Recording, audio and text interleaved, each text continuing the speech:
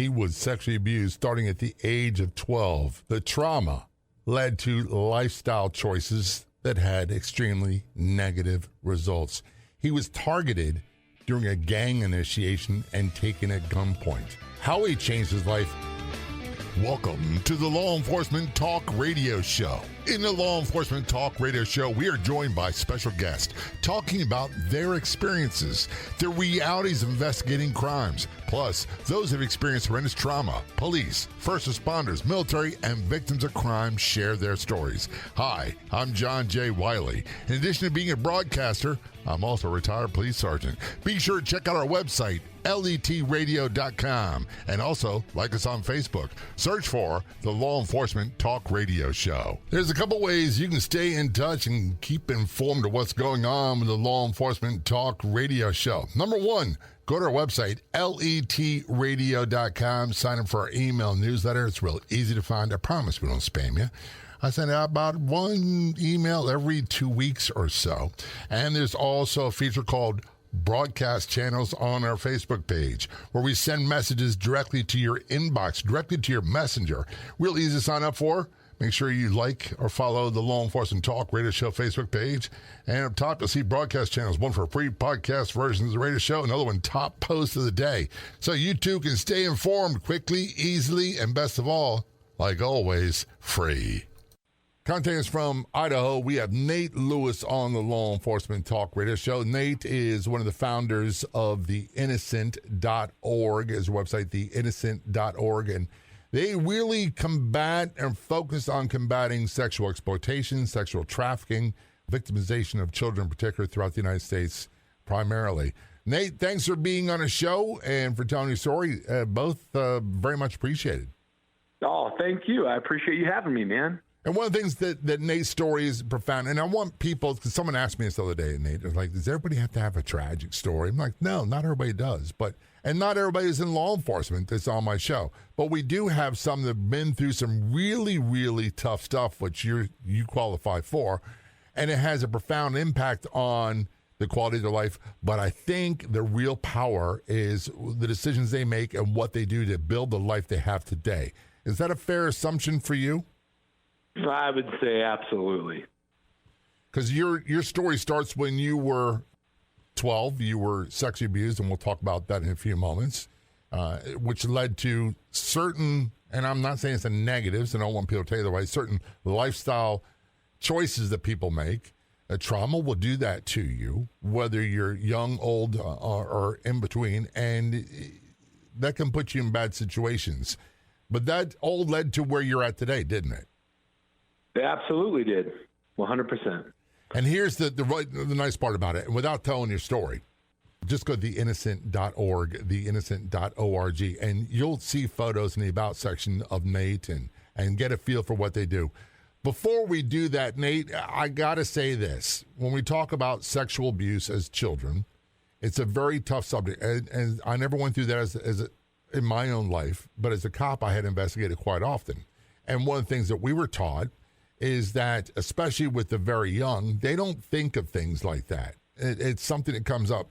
And when you said 12 in my notes, that's quite often for a lot of people, that's the prepubescent stage. And that's where a lot of predators really focus their attention on, isn't it? It is, yeah. It is, yeah. And mine was actually a week after I turned 12, so I just passed the 11-year-old mark. And so, yeah, you're still a young kid. Certainly still young. Yeah, look, how old are you now? I'm 47. You're a pup. You're a youngster. Yeah. Compared to where I am. I crossed that a long time ago. I had good friends that were birthday today, and she said, I asked her, how old are you? She said, 52. I'm like, man, I passed that 14 years ago. So you're a youngster. Oh, man. Here's the thing. Well, this stuff, when you're a kid, when you're 10, 11, 12, as your case, turning 12, you don't really have a choice on what goes on. And here's the thing that I had to learn in police work and was trained, and I think a lot of people need to do is we don't think like adults when you're children. And when things occur, to use a child, nowadays we go, there's no way I'll go through that. But we're thinking like an adult, and we don't think like a child.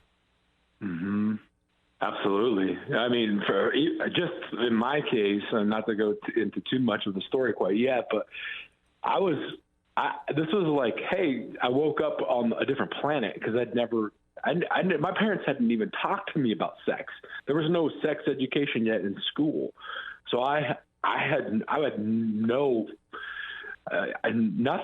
to pull from, right? It was just like shock and surprise. Right. It was just this new world. And so as a child, you talk about innocence, I was innocent, and here comes like, a new area of life, a new road that I'm traveling down, whether I like it or not. Whether you like it or not, that's the key thing. And you didn't have a choice in the matter. No choice. No.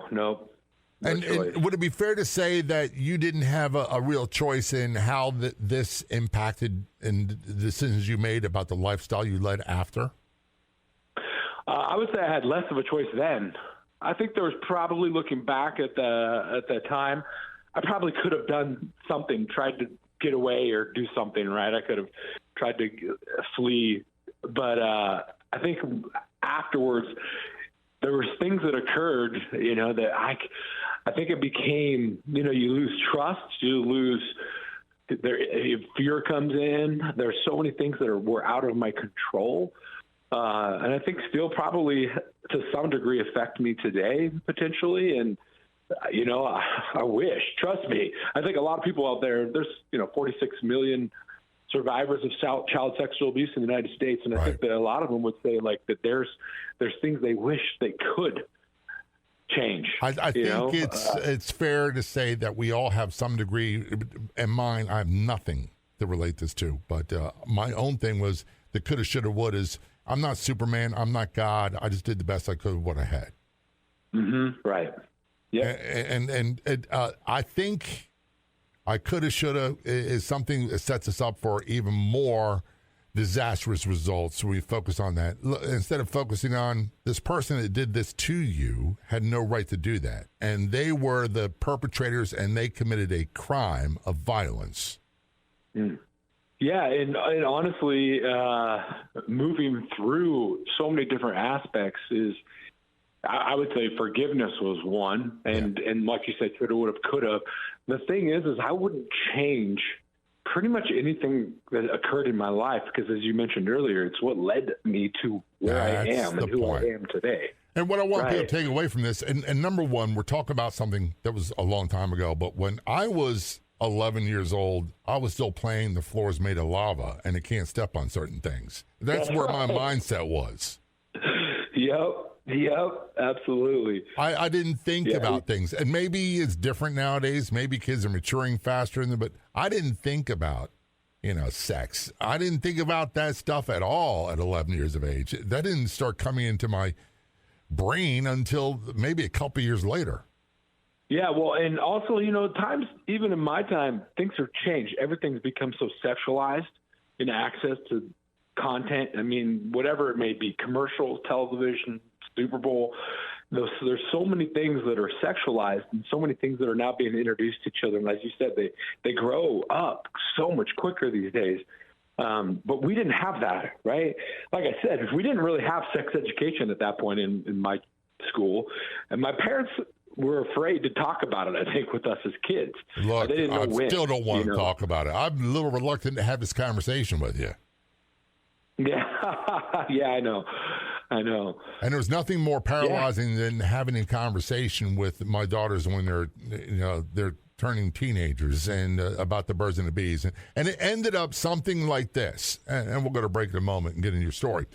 You need to tell boys that if they misbehave, I'll fly to Buffalo, New York, and I'll bend them like a pretzel. We'll do whatever it takes to make sure they're okay. This is Law Enforcement Talk Radio Show, joined by Nate Lewis. When we return, we're going to talk about the sexual abuse he endured, how it led to certain lifestyle decisions which put him in even more jeopardy, and what he did about it, and how he's living life today. Don't go anywhere. We'll be right back.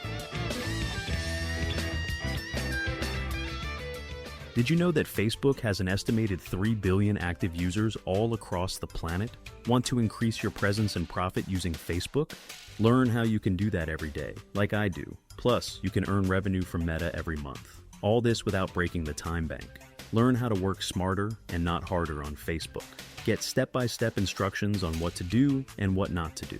Start with a free membership. Get details at letbreak.com, letbreak.com. That's letbreak.com.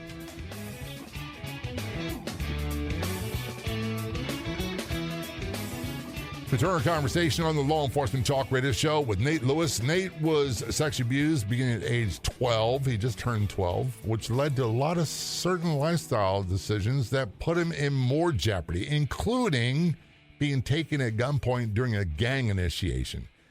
The lifestyle changes he made, what he does about it today, which is, I'll give you a hint, he is the founder of the innocent.org. Their website is theinnocent.org.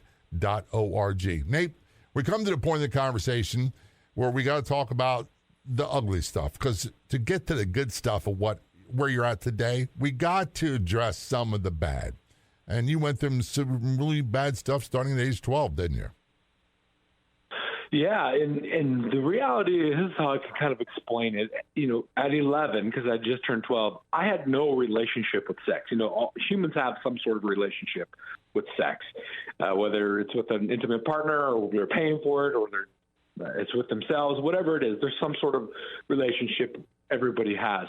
Well, I had zero at this point in my life.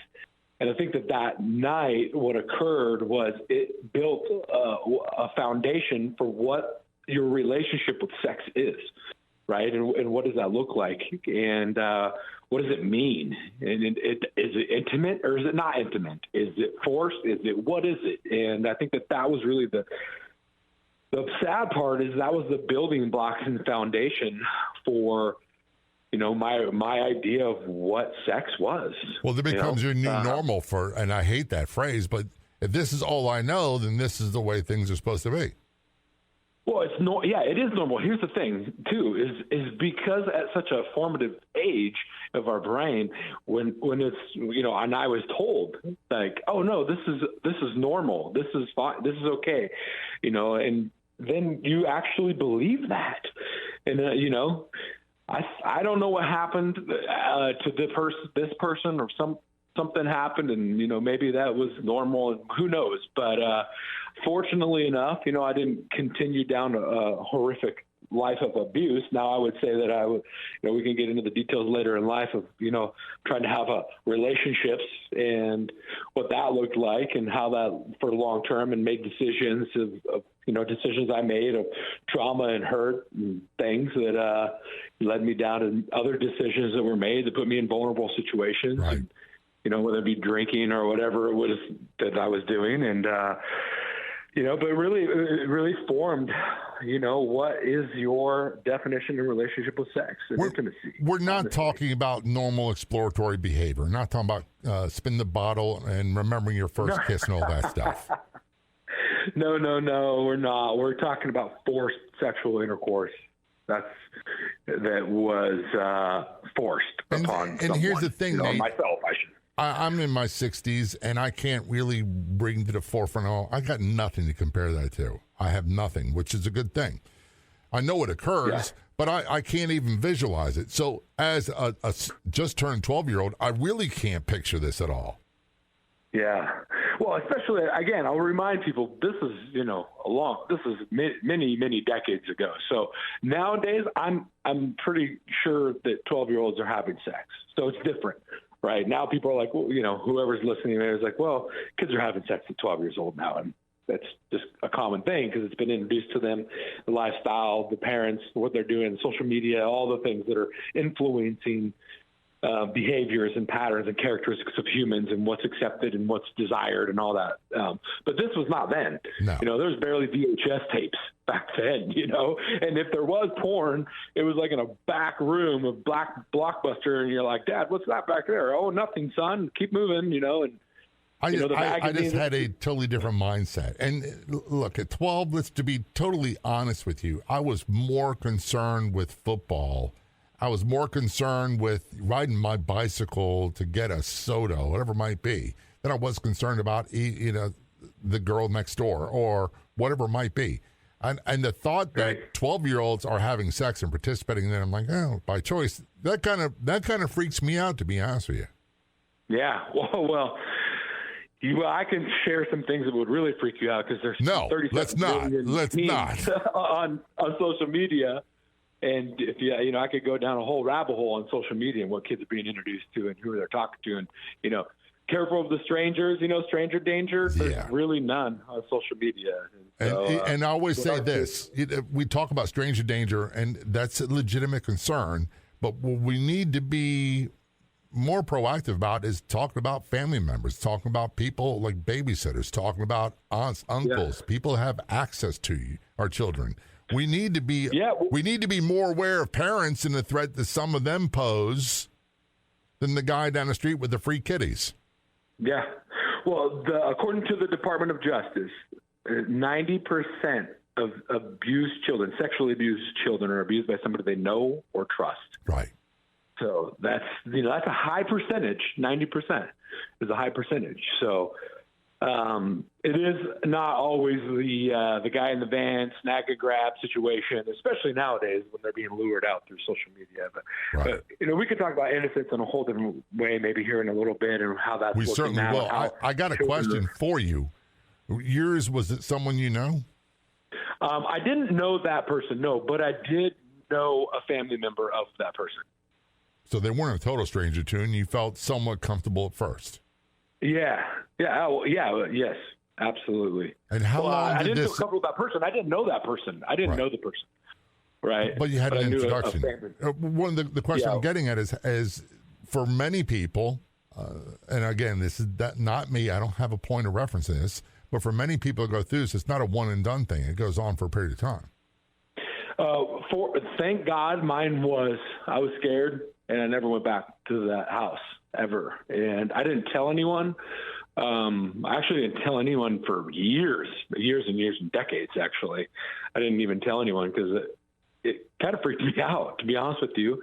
I was completely violated. That's how I felt. And I was in shock, as a kid, and completely uncomfortable, forced to do something that was extremely uncomfortable. I came from a very conservative home. My parents, you rarely even saw them intimate. So this whole violation was so foreign to me. I had no clue. It was, I don't know. I would say definitely at that time in my life, one of the most uncomfortable situations I've ever been in. I'm not surprised you didn't tell anybody because that seems to be a common thread. And a part of it is because, look, we're having a conversation about something that we don't want to talk about. And as a 12-year-old, when this occurred, I really understand the idea of I'm not telling anybody because how do you express what happened?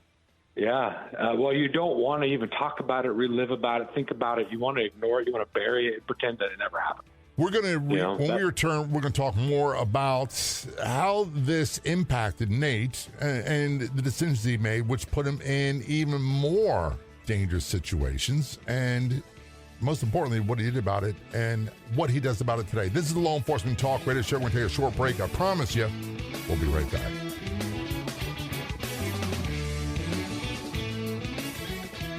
What is the Newsbreak app, and why should you follow the Law Enforcement Talk Radio Show and podcast on the Newsbreak app?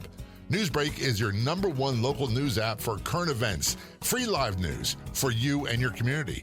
Download the Newsbreak app today for free, and be sure to follow the Law Enforcement Talk Radio Show and podcast on the Newsbreak app. Imagine earning an extra $500 to $5,000 a month or more from the comfort of your home or business, all with Facebook. That's right. Meta is paying people just like you every month.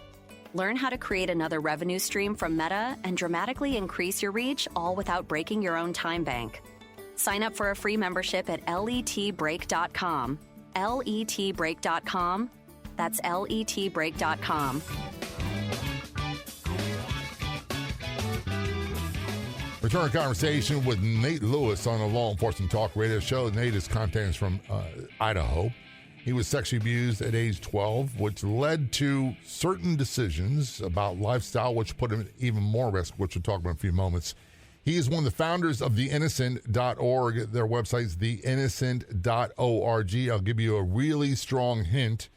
They do a lot of work to help combat sexual exploitation, sexual assault, and victimization of children, especially across the United States. That's theinnocent.org. Before we went to break, Nate, you talked about this incident where you were sexually abused and you didn't tell anybody for a long time. You said, how long was it before you even mentioned that it occurred to you? It was probably about, almost 20 years. Almost 20 years. It was probably maybe about 18 years. And who was the person you told? You don't say their name. Who'd you tell? Actually, it was my mom. It was my mom. I was going through a rough time in life, and I was just breaking down on a bunch of different things. I was at my childhood home with my mom. Our relationship, we didn't really get super deep on certain things, and maybe that was part of the reason why I didn't feel comfortable being able to share. But there was just a certain point, and I said, there's so much you don't know about me, and I said, including, and I just dropped it on her. I don't even know why. I just dropped her, and she's one of the sweetest women, so don't take this the wrong way, but she didn't believe me. She's like, what? When? How? How could that have happened? How could I not have known? And I think that she probably carried a little bit of guilt. And that coulda, shoulda, woulda thing we talked about earlier. Yeah. And what's interesting is we haven't talked about it since. It's difficult conversations to talk about. Talking about sex with your parents is tough, like you said. You're talking about it with me on the phone at a radio station that we never met. It's difficult. Yeah, it is. And I actually have never really publicly spoken this much about it ever. This is, I've mentioned it, but I've never talked about it. Would you say that she was supportive in her, and I'm not talking immediately because there's the initial shock, but afterwards, was she supportive of you telling her this and you of what you went through? I would say she's supportive overall for everything, because that was just like one drop of a bomb. That's a pretty big bomb, by the way. Yeah, I was going again, what leads to what in your life, and where do you end up? And I made some decisions, and I'll tell you, I was going through a divorce. You talk about having a issue with trust and issues with intimacy and relationship. What is intimacy and all that stuff? Yeah, it leads to some terrible things that I'm not very proud of, and I've done a lot of work on myself to try to get through that and understand that and heal. To be honest with you, and happily remarried now and have children, and it's amazing that I had to go through that to get to where I am today. But I was dropping lots of things that night on her, and so I hate to say this, she was more heartbroken. This poor woman, she went through a ton, and it's like just in that conversation. Yeah, I would say so. I would say that, for her, because I know her heart, it was hard for her to hear her son tell her these things. Yeah. And I think she was more heartbroken because when you think of your children, you're trying to protect them. Right. You want to do everything for them. You wish them the best. You spend your life trying to do what you think you're doing the best for them and setting them up and for success or whatever it may be. And great mom there for us all the time. My parents are still married. They're amazing. But I think that more is one, she carried some weight now. Was it her fault? Was she guilty for whatever I should have it was? seen, I should have known. Look, as a parent, my daughters are in their 30s now. And I recognize you can only do so much to protect them, but that doesn't change the way I feel. I want to make sure they're okay all the time. And the fact that you went through this, and I don't know you personally, but if you were a child of mine, I'd be devastated. Mm-hmm. Yeah. And I'll be honest with you, I don't know that I think a lot of times for them, and I'm guessing here, that the recovery process is the same for them as it is for those who went through the actual victimization. They've got to learn to accept, they got to do some forgiveness, and they got to claim things that this happened to me, and I'm going to do things differently. Yeah. Because I'm sure you went through some of that. It depends on the individual. It depends on the individual. What I did is bury it. It was deep, dark as far to never touch it again. Trust me, I got a shovel right now, and I'm burying this conversation. I don't want to have this conversation with you. But here's the thing. Yeah. This is happening to how many people? You said early in the conversation. How many people are going through this every day just in the United States alone? Well, right now, living in the United States, there's over 43 million survivors of child sexual abuse. So that means that children who were abused sexually as a child under the age of 18. That's how many people are living in the United States. So there's some statistics right now that 1 in 3 girls and 1 in 5 boys will be sexually abused before they turn 18. That's a lot. That's a significant number. That's a ton. Yeah. And these people are right doing their best to try to live life afterwards. And that we're going to get into your story a bit, but this is where the real struggle comes in. And what I don't think about quite often, and I always use this analogy, is standing in the checkout line at the grocery store, and I could be standing right next to someone who went through this, and I don't know. But I'm judging it partially. Well, it's almost a guarantee. If you look at the population of the United States, it's about 1 in 9. The statistics have grown incredible since we were kids, right? So when you start looking at the actual numbers, it's a guarantee. There's so many. I don't know how many people are listening to your show right now, but potentially hundreds or thousands of people listening right now that were sexually abused as a child. Right. Now there is also sexual abuse happening to adults right now. Yeah. Adults. But when you're talking about children in the formative years, when their brain's forming and they're building all their foundation of what they believe, like all the things and that sense of wonder, I can get into innocence because that's what our focus is the innocence of children and what that is. And that's different. It's horrible for an adult. Absolutely. I'm not trying to take away from the pain of women and men who are adults being sexually abused. For a child, it's even worse. Well, part of the thing that you said earlier, Nate, is, and I want to go into some of your story, but it's when we watch Hollywood, and they tell, and in TV, movies, whatever it is, if a kid's been sexually abused, they're always going to turn to alcohol, drugs. They're going to do poorly in school. They're going to act out, and all these things that occur. And that's what Hollywood says. And a lot of people break that mold, but most people exhibit signs of unresolved trauma. Let me put it that way. And they make certain lifestyle choices that quite often compound that and make things worse. Did you go through that after your incident? Oh, absolutely. And I think there's all kinds of things that came in. There's also different traumas. I was bullied my entire childhood growing up. And I think that the physical abuse, bullying, this sort of trauma compounded to a lot of different things about being accepted, about what it was, just being depressed. I definitely, actually, you mentioned Hollywood. I spent a career in Hollywood, 20 years in Hollywood, traveling around the world, working on some of the biggest movies and television shows in the history of entertainment. But I was also in line with some really good people who were teaching me good values. Now, this was after I was taken at gunpoint. I went to L.A., and it was 6 months in, and I was making wrong decisions, thinking I needed to be partying on Sunset Boulevard, enjoying life. And that's not where you needed to be. Always jokingly say, no, it was not. You won't see me out after midnight because nothing good happens by that time. We're going to take a short break. Right. We're talking with Nate Lewis, and he was sexually abused at 12. When we return, we're talking about being taken at gunpoint during gang initiation, the lifestyle choices he made, and most importantly, what he does about it today. I'll give you a hint. His website is theinnocent.org. This is the Law Enforcement Talk Radio Show. Of all the radio stations in the United States, there are no other shows like the Law Enforcement Talk Radio Show. And on Facebook, there's only one official page.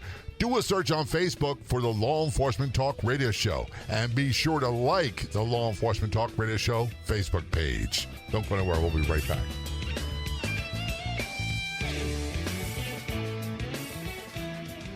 Did you know that there are people earning $30,000 or more per month from Meta or Facebook? Did you know that you can too? All without breaking the time bank. Learn how to work smarter and not harder on Facebook. Get step-by-step instructions on what to do and what not to do.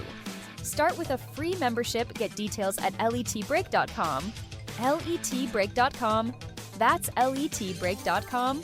Here's your chance to get into the ground floor, to make a donation to make the movie Gun Runner, based off of the true story of now retired police detective Maria Oliveira, who shot 6 times while investigating a crime, died 3 times, brought back to life, has been in a hospital for a month, rushed back to work, only to suffer a near-fatal heart attack, and then several months later, a near-fatal stroke. It talks about his recovery, his life after, and more. That's at gunrunnerfilm.com. Again, you can make a donation at gunrunnerfilm.com.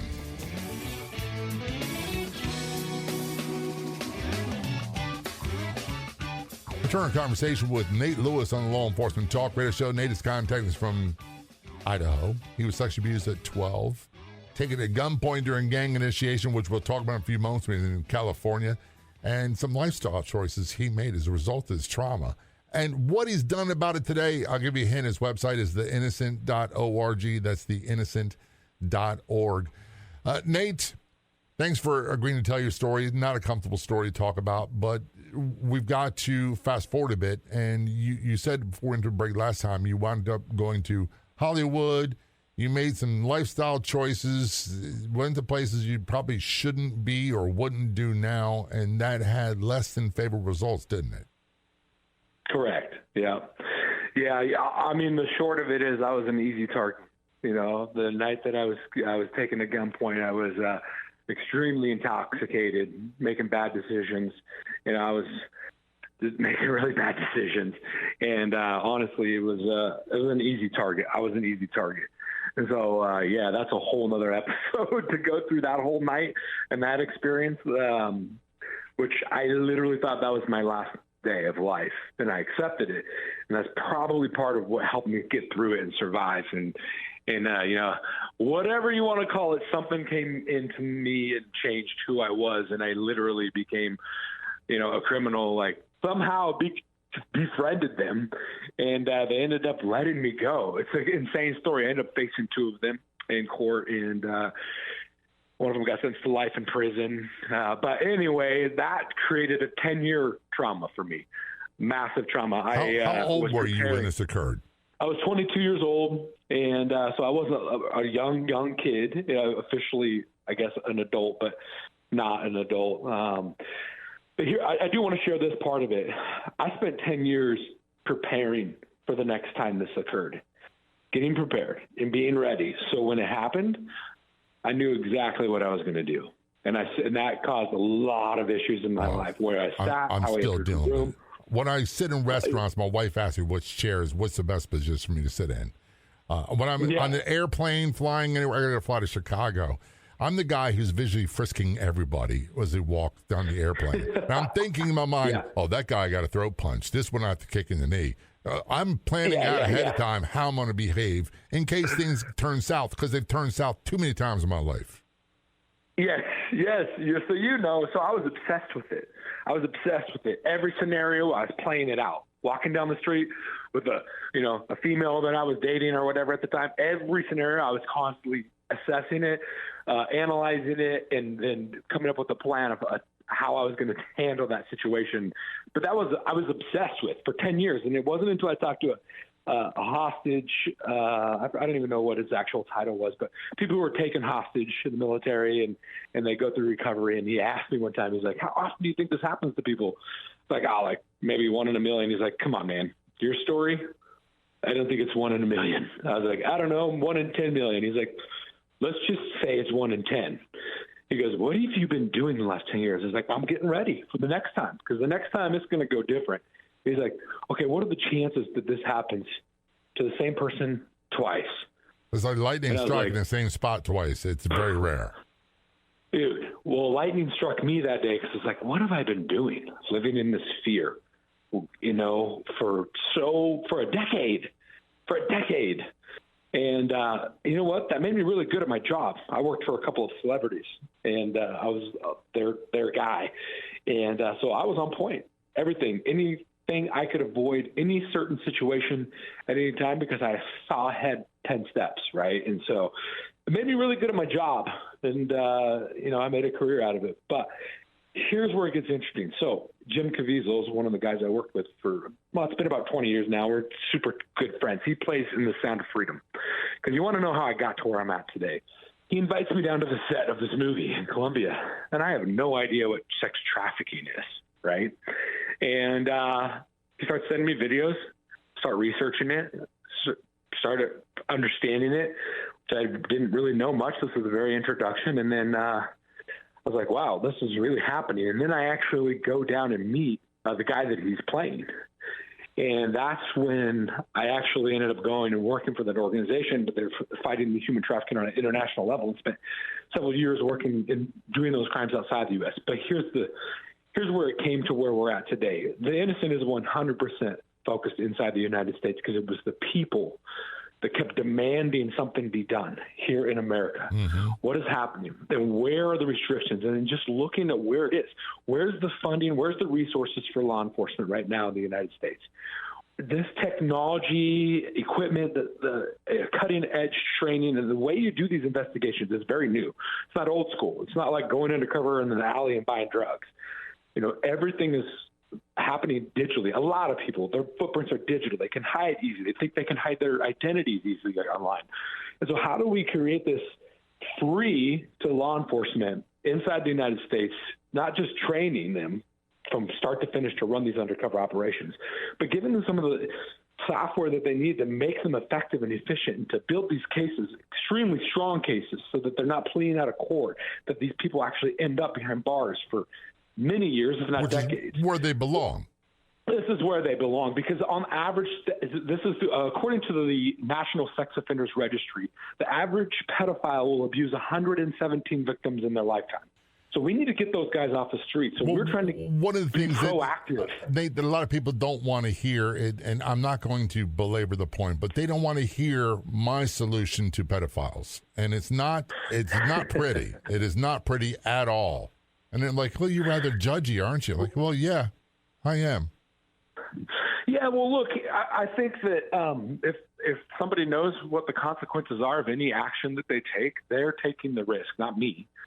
And to be quite honest with you, dude, I always use this. My dog bites the 6-year-old girl in the neighborhood. Guess what happens? My dog gets put down. Right, because he's a threat to children. Maybe it's just a physical threat for a bleed, or maybe a couple stitches or something like that. And yeah, maybe she has a little trauma for the rest of her life when it comes to dogs.